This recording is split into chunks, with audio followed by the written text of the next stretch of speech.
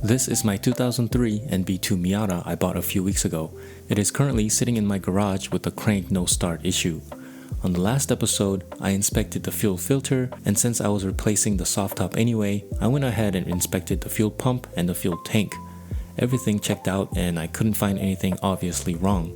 On this episode, I'm going to make it my goal to get this thing up and running because I still haven't had a proper drive since I bought the car and I'm itching to get behind the wheel. When I first towed it home, the car actually started and ran good for about 3 minutes, then it would die on its own, and I was able to replicate this about 3 times. So just to show you guys what is happening, the car just died on its own. So right after that, if I tried to start the car again,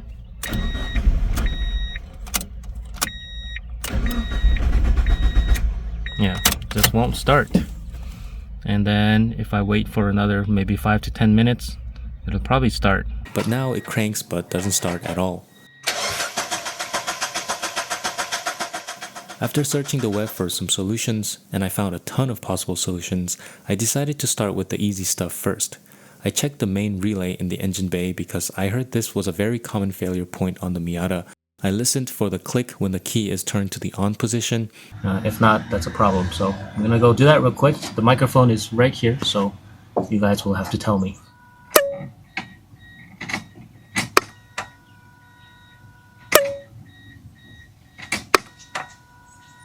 And it was clicking. Next, I did a very rudimentary check on the timing belt. I removed the oil cap and cranked the engine to see if the cams are turning, because if the timing belt was broken, the cams wouldn't be turning at all. And they were turning just fine, which means my belt is good. I will eventually replace the belt because I highly doubt it's been replaced at 63,000 miles. Then it dawned on me that I haven't pulled the check engine light code yet. I first made sure the check engine light was coming on when the key is on the on position, and also checked the room fuse under the driver's side footwell area, and that was also good, so this means my ECU is good to go. So I plugged in my diagnostic tool. This one is the eDiag Elite from Kingbolen, who was kind enough to send me one to use and to give my honest thoughts.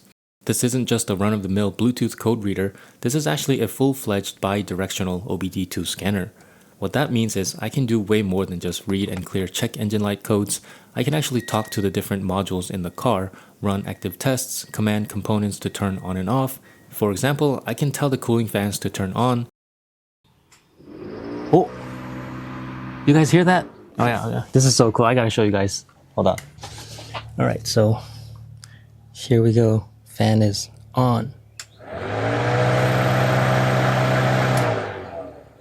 That is cool. It also comes with over 15 service reset functions: oil light reset, SAS calibration, TPMS, ABS bleeding, injector coating, and so on. The best part is that it has lifetime free updates with no subscriptions.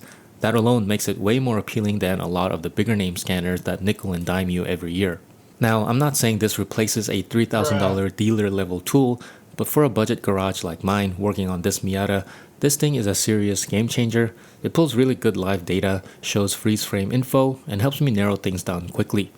Alright, so this is the active test for the fuel pump. I have an option to turn it off and turn it on. And the fuel pump is right there. So, well, since the fuel pump is one of the things that I'm suspecting is bad, I'm going to try turning it on and see if it makes any noise.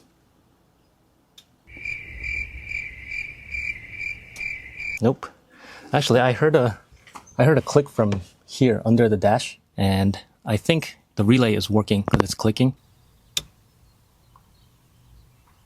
Then it's gonna turn off. Yeah.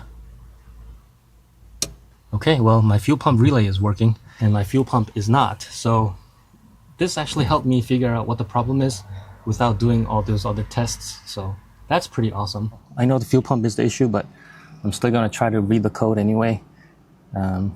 I doubt there's anything. Yeah, so there's no codes.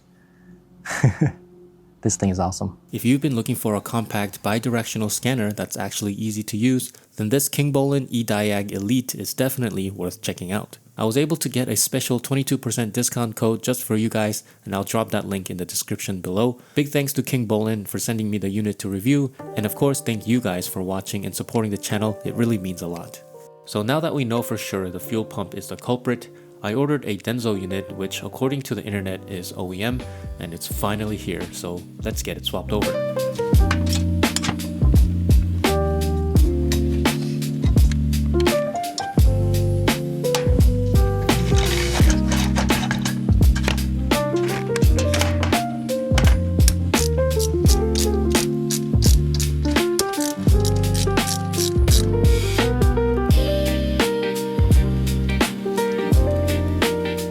Is that a terrible job or what? Right. Oh, that's good enough.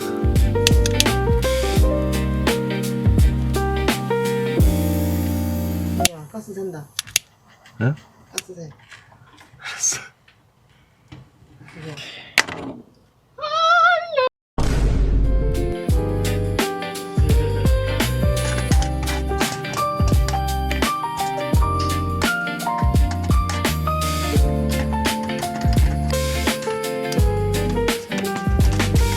I got a bunch of these other things on the kit, but I don't think it's used. So we're done with this part here, and we're moving on to this part, but I got some questions because this old one here, it used to have this rubber thing cover, and it fits good. But on the new one, the grooves are not the same, so it doesn't work. And when I look at the instructions, it doesn't really have anything.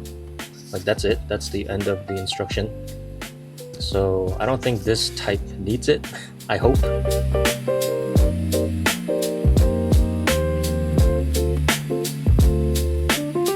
Then one last thing was there was a zip tie here, so I'm gonna put a new one on, just like that, not too tight. Let's put it back in and see what happens. All right, I forgot to do this bracket part, so now that it's in there, the only difference now is that this rubber thing is not on here.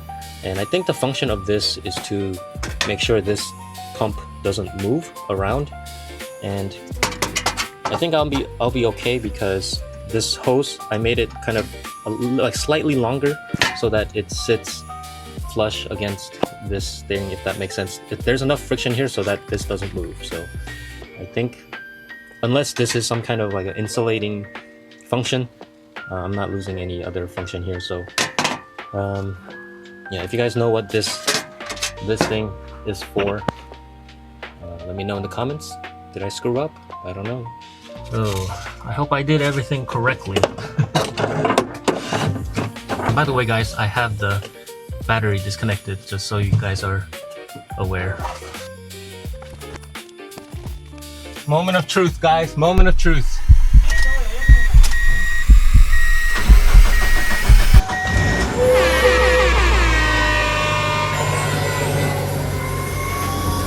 Yes! Is it supposed to be this loud? I mean, I don't have the carpet on and the little panel on, so I guess so.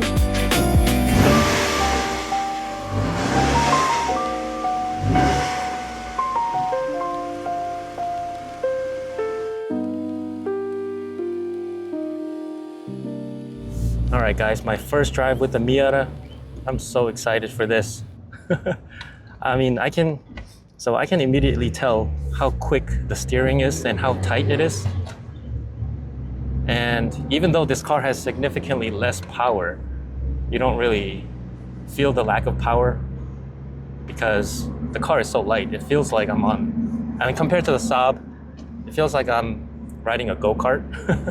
In third gear, 2500 RPM, it's like, you can really feel it. I mean, yeah. The clutch engagement point is a little bit higher than what I'm used to, so I keep like over revving this thing when I'm switching gears. That's something I'll have to get used to, but yeah, brakes feel good, although they're kind of rusty. There we go, over revving. But the shifter is very, very loose.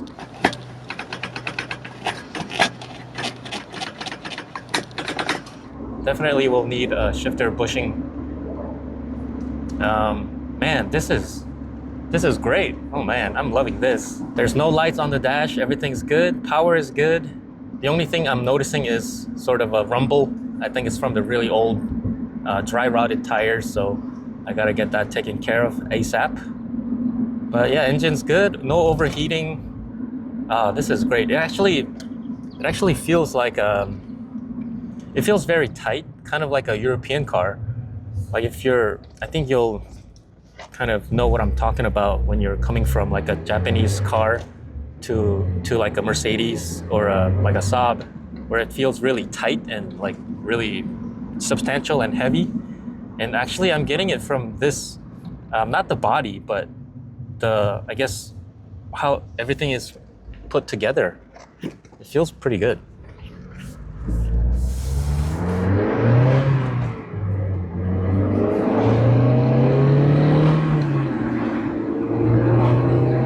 Oh yeah. Oh, this is awesome.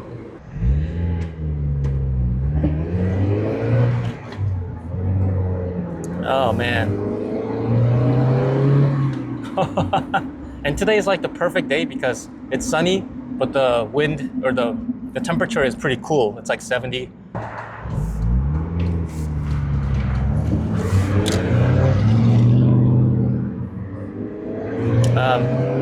I can't venture out too far because this car's not registered under my name yet. But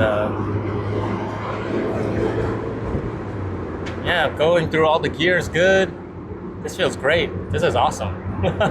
I cannot wait to take this thing to the tail of the dragon. I think I now understand why people are so obsessed with Miatas. Like, you know, for under $4,000, you can have this much fun. I mean, it's not a sophisticated car. It's easy to work on. It's small, fits everywhere. I mean, this is great. And there we go. It turned out to be nothing more than a bad fuel pump.